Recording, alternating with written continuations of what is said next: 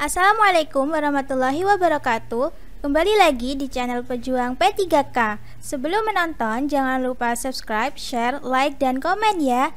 Langsung saja kita simak videonya.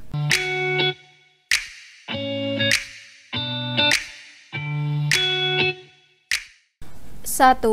Pemeriksaan penunjang yang dibutuhkan untuk menegakkan diagnosis pada kasus Nyonya Fatimah adalah A. Titer HCG, B. Darah rutin, C. Tes kehamilan, D. HbSAg, E. Urin rutin. Jawabannya adalah A. Titer HCG. Pembahasan. Pemeriksaan penunjang yang dibutuhkan untuk memperjelas diagnosa pada kasus Nyonya F adalah titer HCG. Titer adalah pengukuran konsentrasi larutan. Apabila HCG ibu hamil rendah, maka kesalahan perhitungan umur kehamilan dapat terjadi keguguran dan kehamilan ektopik atau kehamilan yang terjadi di luar rahim. Apabila HCG ibu hamil tinggi, maka kesalahan perhitungan kehamilan, kehamilan mola, dan gemeli. 2. Nyonya S, usia 34 tahun dengan hamil 29 minggu, datang ke rumah sakit dengan keluhan perdarahan per vaginam berwarna merah, kehitaman, dan nyeri perut menetap. Nyonya S juga mengeluh bahwa dirinya tidak dapat merasakan gerakan janin. Hasil pemeriksaan menunjukkan DJJ minus dan palpasi ditemukan perut teraba keras. Pemeriksaan TTV dalam batas normal. Berdasarkan keluhan di atas, diagnosis yang mungkin pada Nyonya S adalah A. Visa previa, B. Solusio placenta, C. Hipertensi dalam kehamilan, D. Placenta previa, E. Placenta rendah. Jawabannya adalah B. Solusio placenta. Pembahasan. Berdasarkan keluhan di atas, Nyonya S suspek solusio placenta. Solusio placenta adalah terlepasnya plasenta dari tempat implantasinya yang normal dari uterus sebelum janin dilahirkan. Solusio placenta terjadi pada kehamilan dengan usia kehamilan atau masa gestasi di atas 22 minggu atau berat janin di atas 500 gram. Kehamilan Nyonya S menginjak usia 29 minggu. Proses solusio placenta dimulai dengan terjadinya perdarahan dalam desi2 basalis yang menyebabkan hematoma retroplacenter. Sebagaimana yang dialami Nyonya S, keluhan perdarahan per vaginam, merah kehitaman, dan nyeri perut menetap. Solusio placenta terbagi atas beberapa jenis berdasarkan ada atau tidaknya perdarahan per vaginam. Jenis-jenis tersebut adalah sebagai berikut. 1. Solusio placenta ringan dengan perdarahan per vaginam kurang dari 100 sampai 200 cc. 2. Solusio placenta sedang dengan perdarahan per vaginam lebih dari 200 cc, hipersensitivitas uterus atau peningkatan tonus, shock ringan, dapat terjadi fetal distress. 3. Solusio placenta berat dengan perdarahan per vaginam luas lebih dari 500 ml, uterus tetanik, shock maternal sampai kematian janin, dan koagulopati. 4. Solusio placenta tampak yang ditandainya dengan terjadi perdarahan per vaginam, gejala klinis sesuai dengan jumlah kehilangan darah, dan tidak terdapat ketegangan uterus atau hanya ringan. 5. Solusio placenta tersembunyi ditandai dengan tidak terdapat perdarahan per vaginam, uterus tegang, dan hipertonus, sering terjadi fetal distress berat. Tipe ini sering disebut perdarahan retroplacental. 6. Solusio placenta campuran ditandai dengan terjadi perdarahan baik retroplacental atau per vaginam, uterus tetanik. 3. Faktor predisposisi kasus Nyonya S adalah A. Riwayat hipertensi, B. Usia ibu, C. Kehamilan TM3, D. Gerakan janin aktif, E. Grande multipara. Jawabannya adalah E. Grande multipara. Pembahasan. Faktor predisposisi kasus Nyonya S adalah grande multigravida. Predisposisi adalah kecenderungan khusus ke arah suatu keadaan atau perkembangan tertentu. Dengan kata lain, kecenderungan untuk menerima atau menolak sesuatu berdasarkan pengalaman dan norma yang dimilikinya. Dikenal juga sebagai keadaan mudah terjangkit oleh penyakit. Berikut ini merupakan prinsip dasar grande multipara. 1. Grande multipara termasuk dalam kehamilan dengan resiko tinggi. 2. Ibu hamil dengan risiko tinggi memiliki bahaya yang lebih besar pada waktu kehamilan maupun persalinan jika dibandingkan dengan ibu hamil normal. 3. Kehamilan resti dapat dicegah bila gejalanya ditemukan sedini mungkin sehingga dapat dilakukan tindakan perbaikan. 4. Grande multipara memiliki komplikasi dalam kehamilan yaitu prematur dan persalinan yaitu atonia uteri. 4. Asuhan kebidanan yang dapat diberikan kepada Nyonya S adalah A. Persiapan sektio kaisaria, B. Tirah baring total, C. Vakum ekstrasi, D. Memantau kemajuan persalinan, E. Bidan memimpin persalinan. Jawabannya adalah A. Persiapan sektio sesar. Pembahasan. Asuhan kebidanan yang dapat diberikan kepada Nyonya S adalah persiapan seksio sesar. Seksio sesar adalah prosedur operatif yang dilakukan di bawah anestesi sehingga janin, plasenta, dan ketuban dilahirkan melalui insisi dinding abdomen dan uterus. Pada kasus Nyonya S, faktor penyebab harus dilakukannya seksio sesar adalah faktor plasenta. Berikut ini merupakan faktor plasenta yang menyebabkan harus dilakukannya sesar. 1. Plasenta previa.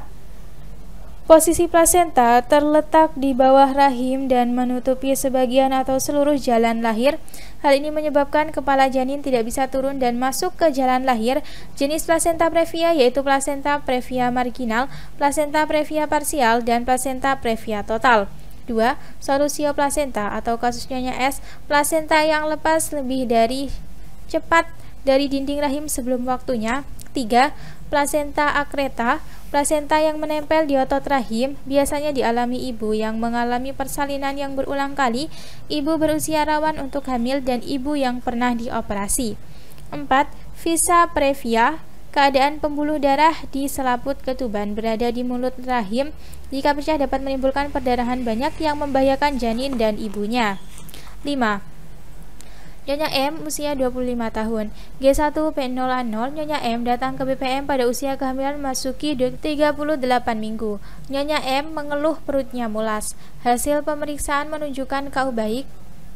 Tekanan darah 110/70 mmHg, nadi 80 kali per menit, RR 20 kali per menit. Pemeriksaan fisik didapatkan TFU 30 cm, kepala sudah masuk 2/5. Hasil pemeriksaan dalam didapatkan pembukaan serviks 8 cm dan selaput ketuban masih utuh. Diagnosis yang tepat pada pasien ini adalah A. Infartu kala 1 fase laten, B. Infartu kala 1 fase aktif akselerasi, C. Infartu kala 1 fase aktif deselerasi, D. Infartu kala 1 fase aktif dilatasi, E. Infartu kala 1 fase aktif dilatasi maksimal. Jawabannya adalah E. Infartu kala 1 fase aktif dilatasi maksimal. Pembahasan. Nyonya M didiagnosa mengalami infartu kala 1 fase aktif dilatasi maksimal. Kala 1 fase aktif ditandai oleh beberapa hal sebagai berikut. 1. Pembukaan dari 4 cm sampai 10 cm berlangsung sekitar 6 jam. 2. Fase dilatasi maksimal, pembukaan 4 sampai 9 cm. 6. Data fokus menunjukkan Nyonya M mengalami A.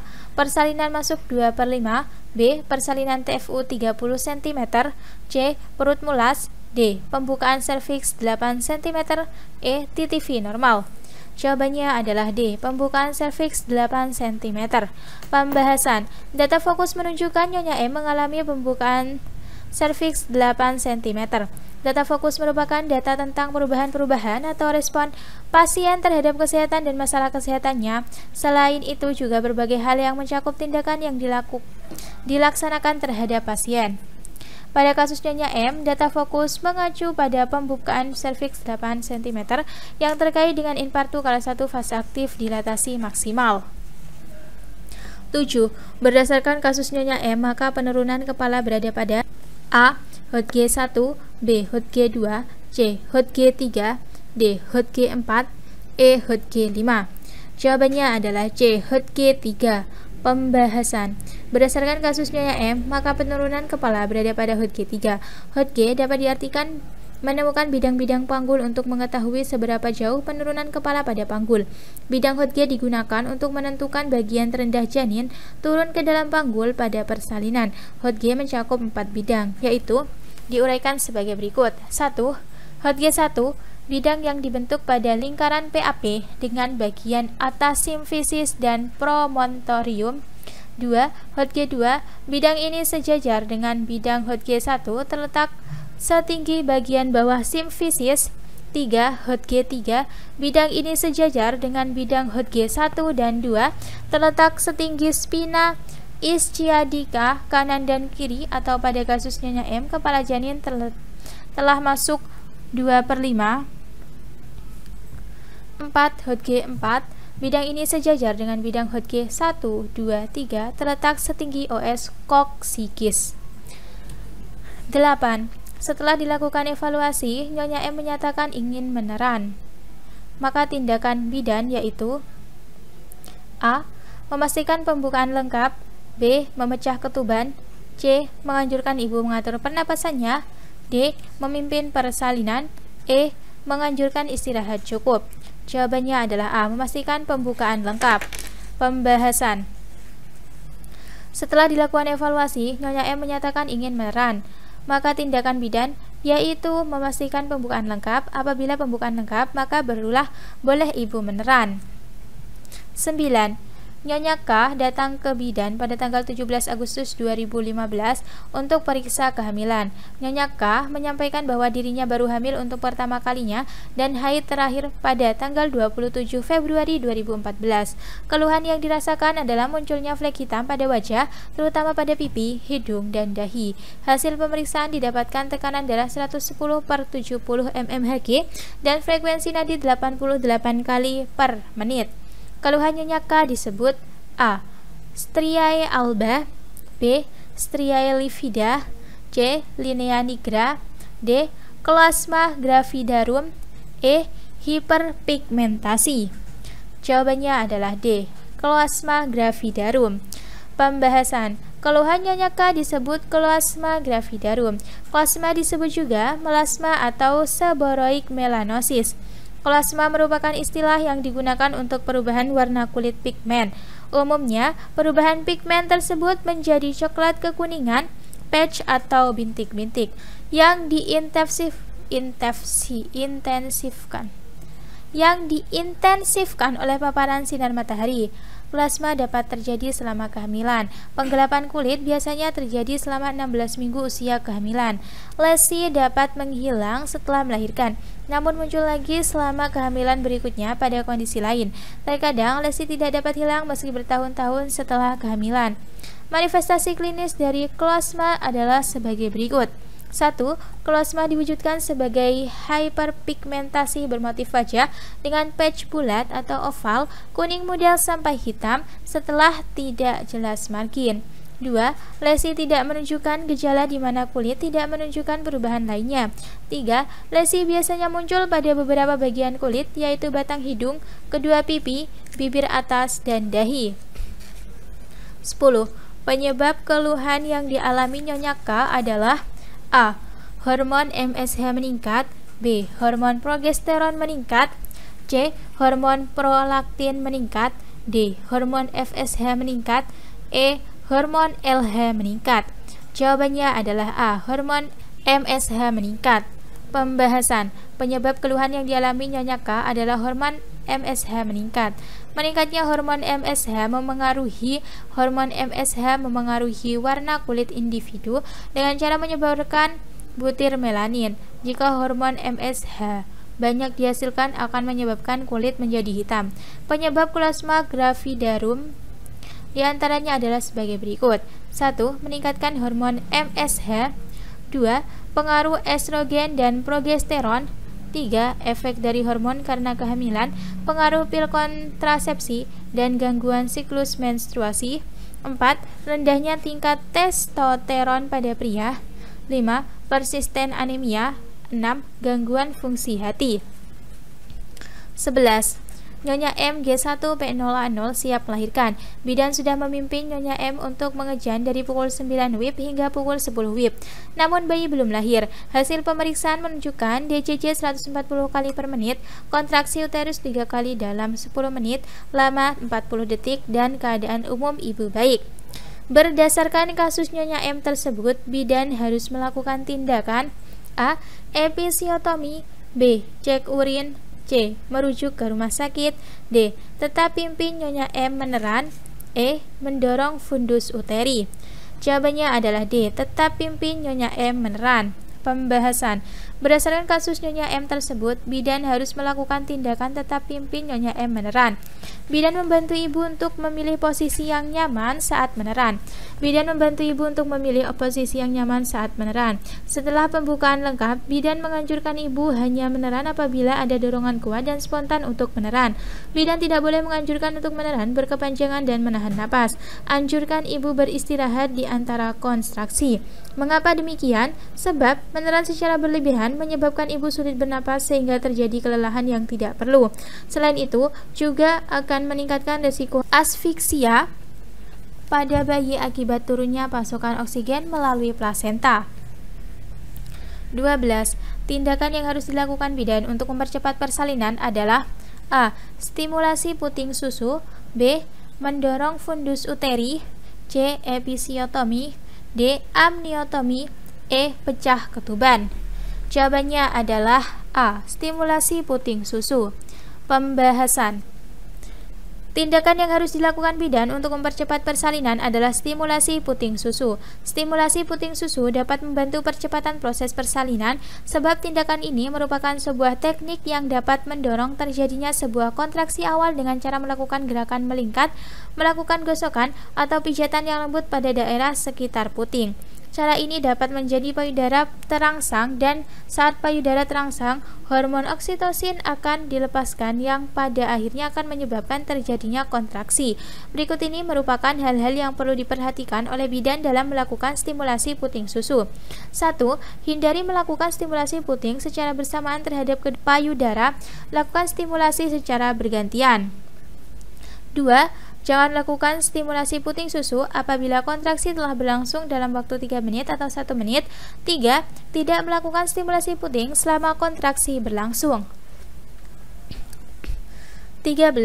Nyonya M, usia 24 tahun, G1P0A0, usia kehamilan 39 minggu, datang ke BPM pada pukul 11 WIB. Nyonya M mengeluh mula sejak pukul 6 WIB. Selain itu, juga mengeluarkan lendir darah dan nyeri pada punggung. Hasil pemeriksaan menunjukkan pembukaan 4 cm, kakak utuh, penurunan pada HOT G2, dan HIS 2 kali per 10 menit, lama 30 detik. Data fokus yang mendukung diagnosa pada kasus Nyonya M adalah A. Mengeluarkan lendir darah, B. Pembukaan 4 cm, C. Kakak utuh, D. Merasakan mulas, E. Nyeri pinggang. Jawabannya adalah B. Pembukaan 4 cm. Pembahasan. Data fokus yang mendukung diagnosis pada kasus Nyonya M adalah pembukaan 4 cm. Data fokus merupakan data tentang perubahan-perubahan atau respon pasien terhadap kesehatan dan keluhan kesehatannya. Selain itu juga berbagai hal yang mencakup tindakan yang dilaksanakan terhadap pasien. Pada kasus Nyonya M, data fokus mengacu pada pembukaan 4 cm. 14. Asuhan kebidanan yang dapat diberikan kepada Nyonya M adalah A. Melakukan mesase, B. Memberikan makanan bernutrisi, C. Memberikan minum, D. Memberikan informasi mengenai proses persalinan, E. Meminta tidur terlentang. Jawabannya adalah D. Memberikan informasi mengenai proses persalinan. Pembahasan. Asuhan kebidanan yang dapat diberikan kepada Nyonya M adalah memberikan informasi mengenai proses persalinan supaya ibu lebih mengerti dan tidak cemas dalam menghadapi proses persalinan. 15.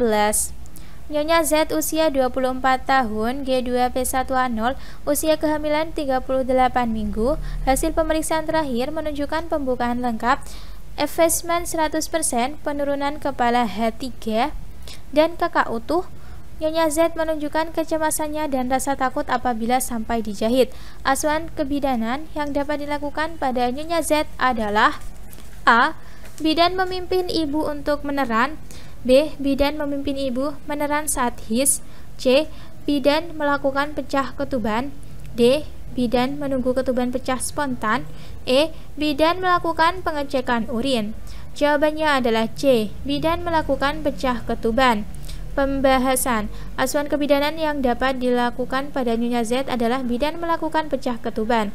Tindakan pecah ketuban dilakukan bidan apabila kondisi selaput ketuban masih utuh, namun ada dorongan besar dan pembukaan sudah lengkap. Tujuan pecah ketuban adalah persalinan bertambah cepat, deteksi dini kasus pencemaran mekonium pada cairan amnion, dan kesempatan untuk memasang elektroda ke janin serta memasukkan pressure kateter ke dalam rongga uterus. Bidan harus mengusahakan tindakan pecah ketuban menggunakan teknik aseptik. Kuncinya adalah kepala janin harus tetap berada di serviks dan tidak dikeluarkan dari panggul selama prosedur. Perlu dihindarkan pecah ketuban dini pada kala 1. Terima kasih sudah menonton video ini. Jangan lupa like, comment, share, dan subscribe channel ini. Sampai jumpa di video selanjutnya. Semangat pejuang P3K.